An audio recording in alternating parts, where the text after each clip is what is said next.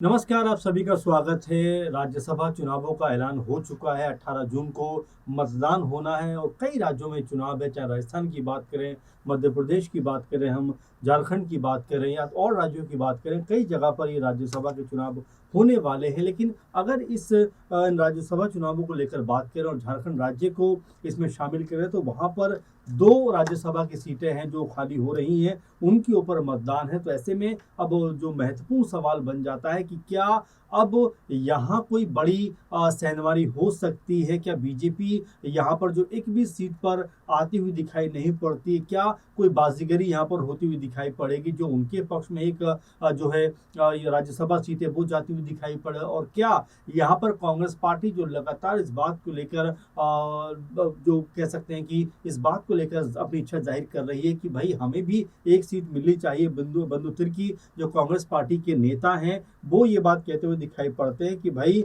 हम जेएमएम से बात कर रहे हैं, बातचीत का दौर जारी है और हमें भी एक सीट मिलनी चाहिए। क्योंकि इससे पहले प्रदीप बलमूचु जो नेता हैं, वो ये कहते हुए नजर आते थे कि भाई जेएमएम जो पार्टी है वो हर बार हमारा हक मार लेती है। हमें जो चीज़ मिलनी चाहिए उस पर पहले ही जेएमएम अपना अधिकार जता देती है, इसीलिए हमारे हाथ से चीज़ें निकल जाती हैं। लेकिन इस बार हमें एक सीट चाहिए। यानी अभी से जो महागठबंधन है उनके बीच में तकरार होता हुआ दिखाई पड़ रही है। लगातार आपस में तनातनी का माहौल बनता हुआ दिखाई देता है। और ये भी एक बात निकल कर सामने आती है कि एक सीट पर कल्पना सोरेन, जो हेमंत सोरेन मुख्यमंत्री जी की पत्नी है, उनका नाम बड़ा तेजी के साथ में निकल कर सामने आता है कि वो राज्यसभा जा सकती हैं और अपर हाउस में जाकर झारखंड की आवाज को बुलंद कर सकती है। इस बात को लेकर भी लगातार चर्चा है। लेकिन महत्वपूर्ण बात है दूसरी सीट को लेकर, जहां पर कांग्रेस पार्टी अपने दावे कर रही है, जहां पर बीजेपी लगातार तिकड़ा बढ़ाने का प्रयास कर रही है। किसी तरह से उनके हक में कुछ अगर विधायक आ जाते हैं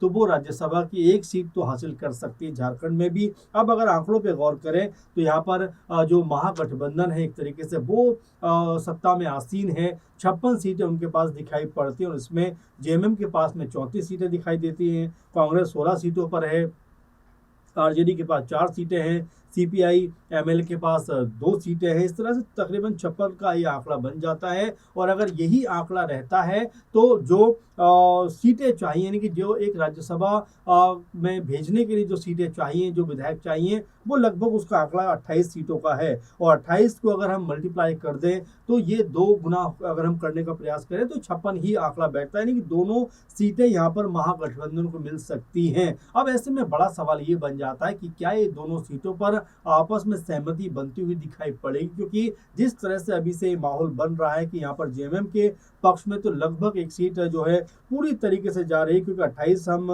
बात कर रहे हैं कि 28 सीटें चाहिए, 28 विधायक चाहिए और जेएमएम के पास में 34 विधायक है। तो बिल्कुल स्पष्ट हो जाता है कि उनके पास में एक सीट का तो बिल्कुल स्पष्ट बहुमत है, बल्कि एक सीट के बाद भी उनके पास 6 विधायक बच जाते हैं। तो क्या ये आने वाले दिनों में परेशानी का सबब बनता हुआ दिखाई पड़ेगा? क्योंकि कांग्रेस पार्टी, इनके पास 16 विधायक कहते हैं कि भाई आप हमें ये मौका दीजिए, आप हमें जो है हमारे प्रत्याशी को आप चुनिए कि एक आपके हो जाए और एक हमारे हो जाए। जैसा मैंने कहा कि बंधु तिर्की जो बड़े लीडर हैं कांग्रेस पार्टी के, वो ये बात कहते हुए नजर आते हैं कि भाई एक सीट तो हम जेएमएम को दे ही रहे, नहीं कि जेएमएम के खाते में एक सीट तो जा रही है, दूसरी सीट पर कांग्रेस पार्टी को उसका हक दिया जाना चाहिए। क्योंकि कांग्रेस पार्टी दूसरी बड़ी पार्टी है महागठबंधन के अंदर, जिनके पास 16 सीटें हैं। क्योंकि आरजेडी के पास 4 सीटें हैं, सीपीआई एमएल के पास 2 सीटें हैं। तो इस तरह से कांग्रेस पार्टी लगातार इस बात को कह रही है कि भाई कम से कम हमें एक सीट मिलनी चाहिए। अब क्या ये तमाम जो दल हैं, खासकर जो 6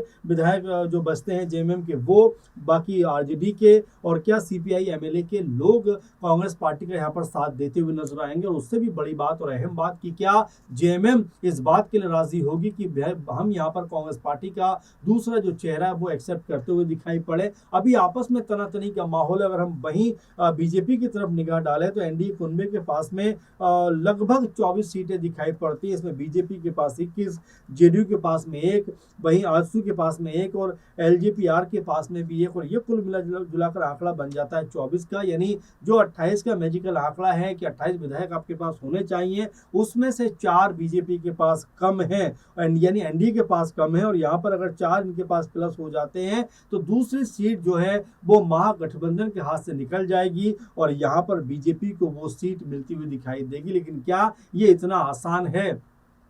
क्योंकि इक्का दुक्का निर्दलीय भी हैं और क्या उनका समर्थन यहाँ पर मिलता हुआ दिखाई पड़ेगा और क्या दो तीन जो विधायक हैं क्या बीजेपी खेमे की तरफ अपना रुख कर सकते हैं, क्रॉस वोटिंग कर सकते हैं, क्योंकि अमूमन हमने देखा कई चुनावों में जहां पर दूसरे दलों के लोग जो क्रॉस वोटिंग करते हुए दिखाई पड़ते हैं और इसमें बीजेपी की तरफ झुकाव सबसे ज्यादा दिखाई पड़ता है। हाल ही में हरियाणा में हमने देखा जहां पर अच्छा खासा बहुमत कांग्रेस पार्टी के पास में था, लेकिन उनके 3-4 लोगों ने बीजेपी को क्रॉस वोटिंग कर दी। बिहार में हमने देखा, उड़ीसा में हमने देखा, यानी कि एक तरीके से जो कांग्रेसी खेमा है वो जल्दी बहक जाता है, उनके जो विधायक है, उनके जो नेता है वो जल्दी दूसरे खेमे में जाने को तैयार हो जाते। इसी तरह से देखा जा रहा है कि क्या वाकई में अब झारखंड के अंदर भी कोई बड़ा खेल हो सकता है और जो बंधु तिर्की कह रहे हैं कि भाई एक सीट तो कम से कम कांग्रेस पार्टी को भी चाहिए और वो कहते हैं कि हम लगातार बात कर रहे हैं, लगातार बातचीत के जरिए मसला सुलझाने का प्रयास कर रहे हैं, लेकिन ये बातचीत के जरिए मसला सुलझ जाएगा कहना बड़ा मुश्किल है, क्योंकि असम चुनाव में हमने देखा जहां पर जेएमएम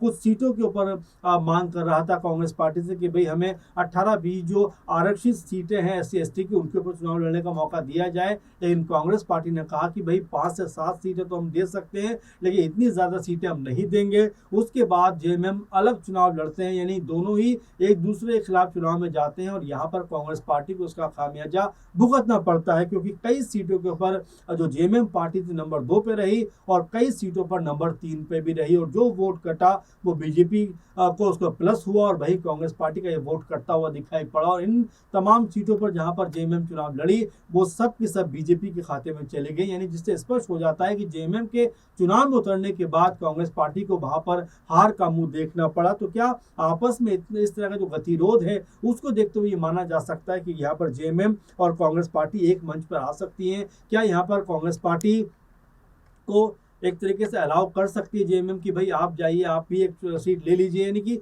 जिस तरह का माहौल बना हुआ उसको देखकर तो ये नहीं कहा जा सकता कि ये संभव हो सकता है, क्योंकि अगर आपस का तालमेल बिगड़ा तो यहाँ पर सरकार को भी खतरा हो सकता है, क्योंकि पहले भी इस तरह की खबर लगातार चलती रही है कि हो सकता है कि कोई बड़ा फेरबदल जो झारखंड के अंदर होता हुआ दिखाई पड़े और जिस तरह से बीजेपी को फायदा असम में हुआ है तो क्या उसका जो असर अब झारखंड में भी देखने को मिल सकता है। इस तरह की तमाम सारी बातें हो रही है, क्योंकि राजनीति है और पहले भी बीजेपी और जेएमएम का गठबंधन रह चुका है, तो क्या ये दोबारा पॉसिबिलिटी के तौर पर देखा जा सकता है? यानी कि कई तरह के कयास और अटकलें इन तमाम चीज़ों पर लग रही थी। अब जबकि चुनाव 18 जून को अनाउंसमेंट हो गया है, 2 सीटों पर झारखंड में भी उसी दिन मतदान है 9 से 4 बजे के बीच में, उसके बाद 5 बजे से वोटों की गिनती की जाएगी और 18 जून को ही रिजल्ट भी सामने आ जाएगा। तो अब तकरीबन आप मान के चलिए कि महीने भर का ये पूरा का पूरा मामला है, बल्कि उससे भी कम ये दिखाई पड़ता है। 1 जून को इसका कह सकते हैं अधिसूचना आ जाएगी, उसके बाद 8 जून तक नामांकन भरे जा सकते हैं, 11 जून तक नाम वापस लिया जा सकता है। यानी कुल मिला जुलाकर ये 10 से 15 दिन जो हैं ये राजनीतिक तौर पर काफ़ी उठापटक वाले हो सकते हैं। कई नामों पे चर्चा होगी, कई नामों पे सहमति बनेगी, कई नामों पर असहमति बनेगी, तो ये तमाम तरह का मसला आने वाले दिनों में देखने को मिल सकता है। लेकिन उससे पहले क्या कांग्रेस पार्टी और तमाम जो महागठबंधन कुनबा है क्या वो इस बात पर राजी हो जाएगा कि भाई हम जो है एक सीट आपस में रख लेते हैं? यानी कांग्रेस पार्टी अगर दूसरा बड़ा दल है अगर महागठबंधन के अंदर, तो क्या उनको भी एक सीट दिए जाने पर सहमति बनेगी या जेएमएम कहेगी कि भाई नहीं, दोनों सीटें हमारे पास रहनी चाहिए? अभी इसमें बहुत सारा खेल बाकी है। साथ में बीजेपी को देखा जाए तो जैसा हम लगातार बात कर रहे थे कि बीजेपी के पास लगभग 24 यहाँ पर सीटें दिखाई पड़ती हैं और 24 सीटों का मतलब ये हो जाता है कि उनको 4 से 5 विधायक चाहिए जिससे वो अपना राज्यसभा का एक यहाँ पर नुमाइंदा चुन सकें। तो कुल मिला जुलाकर राजनीति जो है वो अपने पूरे चरम सीमा पर दिखाई पड़ती है, क्योंकि अब जब ऐलान हो गया है इन चुनावों को लेकर तो वाकई में आने वाले दिन इसको लेकर कहे जा सकते हैं कि बहुत ज़्यादा गहमा गहमी वाले हो सकते हैं, बहुत ज़्यादा तनावपूर्ण भी हो सकते हैं, क्योंकि किसी भी नाम का चयन होना और किसी नाम का चयन ना होना, इसमें भी आपस में कई तरह के कह सकते हैं मतभेद देखने को मिल सकते हैं। लेकिन फिलहाल अगर हम वोटों की बात करें तो यहाँ पर लगभग अगर जो इंडिया गठबंधन कहे या महागठबंधन कहे, इनके बीच में अगर सहमति रहती है तो दोनों सीटों पर आराम से ये कब्जा कर सकते हैं। लेकिन अगर आपस में कोई माहौल खराब होता हुआ दिखाई पड़ा तो यहाँ बीजेपी की संभावना बनती हुई दिखाई पड़ सकती है, क्योंकि बीजेपी ने जिस तरह से तमाम राज्यों के अंदर अपनी स्थिति को मजबूत किया है, तो कहीं ऐसा ना हो कि झारखंड में भी अपनी ताकत को बढ़ाते हुए दिखाई पड़े और जो क्रॉस वोटिंग का लगातार हम जिक्र कर रहे हैं कहीं बीजेपी के पक्ष में होती हुई दिखाई न पड़ जाए। तो इसको लेकर आपका क्या मानना है, जरूर कमेंट करिए, बताइए कि झारखंड का चुनाव आप कैसे देखते हैं, कि यहाँ पर क्या महागठबंधन के पास ये दोनों सीटें जाने वाली हैं या इन दोनों सीटों में से एक सीट पे बीजेपी का भी कब्जा होता हुआ दिखाई पड़ सकता है। तो आप इसके बारे में जरूर बताइए। फिलहाल इस प्रोग्राम में इतना ही, आप लगातार बने रहें। धन्यवाद।